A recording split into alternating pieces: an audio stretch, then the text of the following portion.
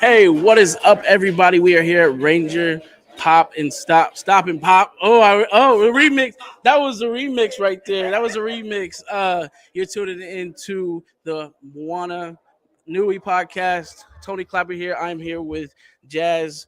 What's your last? Baduwalia, baby. And for all those who were wondering, I cannot help it. He just told me, and I still was about to butcher it. So be respectful. I was like, let me just go ahead and have him do it. Man, look, how has your experience so far been this weekend? It's been amazing, man. This is our second year coming back, and even to this day, even when we see last year, that we're still able to recognize and make new experiences with them, but also getting to meet new fans that didn't get to possibly come out last year due to the COVID restrictions and everything. So seeing them this year's and just meeting them and just seeing the city, man. The city is so alive. So being out in the city, seeing the people from the city, and also I want to try some wings from the city. So I was recommended a couple of spots that I might check out today. Okay. You gotta what people are telling you. You gotta try it out, test it out. So for you get the gig to be Power Ranger. You know how massive this is. Like, what's the emotion level there? Knowing like when you found out like, yo, you're gonna be a Power Ranger. What was it like for you?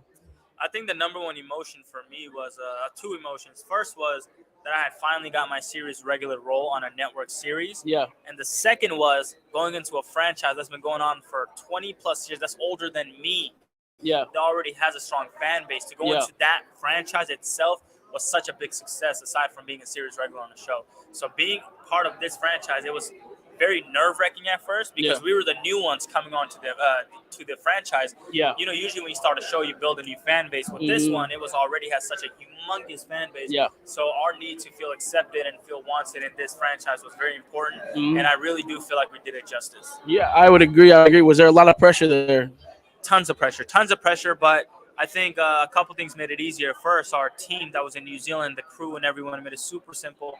And also the past Rangers, the previous Rangers, all had words of encouragement and helped us throughout the process of filming and then also how to handle being a Power Ranger.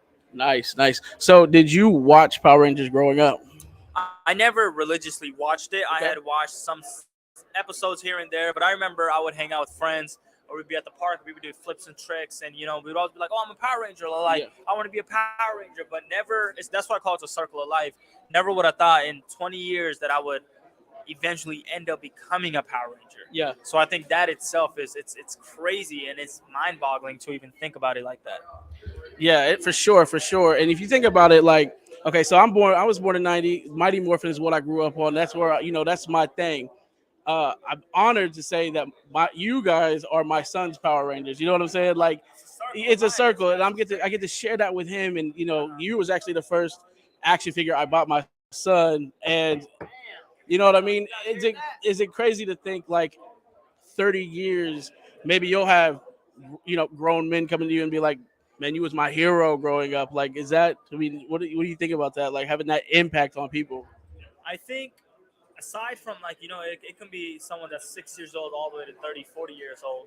Just the name Power Ranger in itself stands for such a significant amount of help. It helps people get through if they're getting bullied or if they're not feeling accepted in a society or if they're not having a great day. So I think the word Power Ranger in itself has such a huge impact on someone's life. Yeah. And we take that very seriously. When someone comes in and they have a story, we just like our characters, we try to help them get through it. Words of encouragement, make them feel like they're accepted and make every fan gets a different experience from one another. Nice. That in itself, it's huge, man. It's huge. It's very huge. Since you got to wear so much blue on the set, has it now became your favorite color? Blue was never really my favorite color. My favorite color has always been black and is gonna be black. But I have accepted to wear like lately I've been wearing like blue V-necks or hints of blues. I have blue Jordan 1s. Okay. So just hints of some, but I just feel like my color that makes me happy and makes me pop is black. Okay. So besides, morphing, saving the world, keeping your hair on point all the time, what other stuff do you like doing? Like, what other hobbies do you have? Me, bro, I love hitting the gym with my brothers. That's number one thing. I love hitting the gym with my brothers. We hit it about 6 days a week. Yeah, around 6 days a week, 2 hours a day. I love, going out to a movie, eating with my girlfriend, and just hanging out with the people that I'm most close to. Yeah, nice.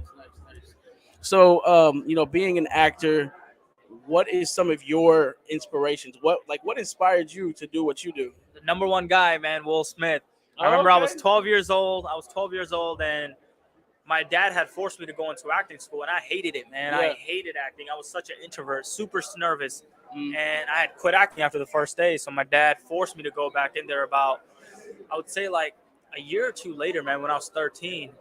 And I remember around that time where I started watching Fresh Prince of Bel Air. Okay. And so I grew up watching that show. So seeing that and seeing Will Smith, and I was like, dang, this is what I want to do. Yeah. Like he's making so much money. He's making my life. I look forward to watching him when I get home from school. I want to be an example of that. Yeah. So ever since then, I told my dad, I was like, just put me back in there. I just want to. It took me about 3 months to kind of Adjust. yeah, like not even adjust, just getting out of my comfort zone, man. I was Yeah. so nervous.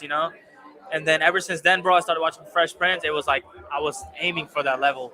Number one thing was to get a serious regular role, and then now that's in the bag, and now it's on to the next and better things. Speaking of that, is there anything that you can share that might be the next and better things that you have down the pipeline? Right now, bro, I've a couple of projects that I was on a veil for. Unfortunately, they had dropped. I think just due to the circumstances. Okay. But now it's just back to auditioning, man. And I do actually have two other projects that are releasing soon.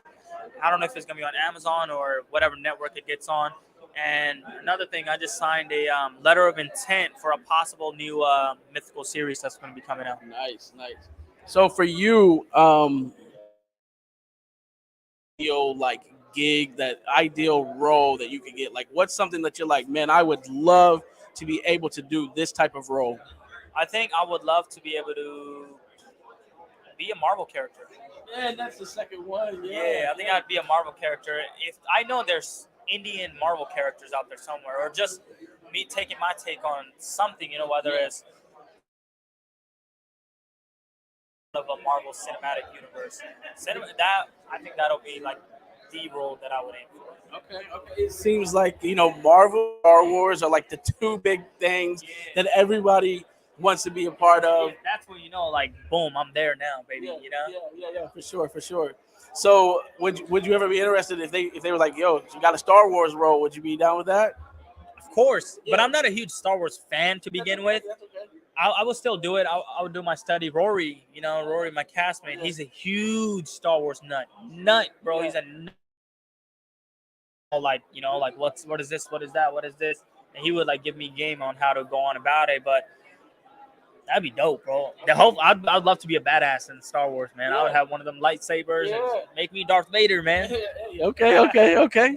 So if with Boom Studios doing the comic book stuff now, and like they're kind of bringing back, Power Rangers to that same audience that watched it growing up, would you be interested in doing anything if Boom Studios like we want to use you for something, some kind of promo stuff? Would you be willing to do any of that? Of course, man. Of course, I would love to come back for that. As long as the money's right, I'm there. Yeah. Okay. Hey, you heard him. As long as the money's right, he's there. All right. The motto for Jazz, man. Yeah. What was it? What was the motto? As long as the money's there, Jazz is there. Okay. Look, it's a lot of money keeping that hair the way it is. Them hair products aren't. You think this is cheap?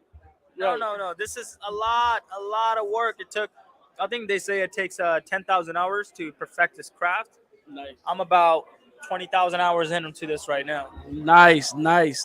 We've enjoyed having you on. Can you tell the people real quick where they can find you, where they can follow you at? Yes, you can find me on Instagram at Jazz Baduwalia, JAZZBADUWALIA. You can also find me on Twitter at JBaduwalia, TikTok at Jazz Baduwalia with 3 A's at the end. And then I think that's pretty much all the socials that I use. Okay, cool. You're tuning in. Do not miss out. We have a lot more on the way. Thank you again, sir. Boom. All right. All right, man. cool. That was amazing, man. Thanks, Good man. interview, brother. Thanks. Oh, now it's time to eat. Yeah.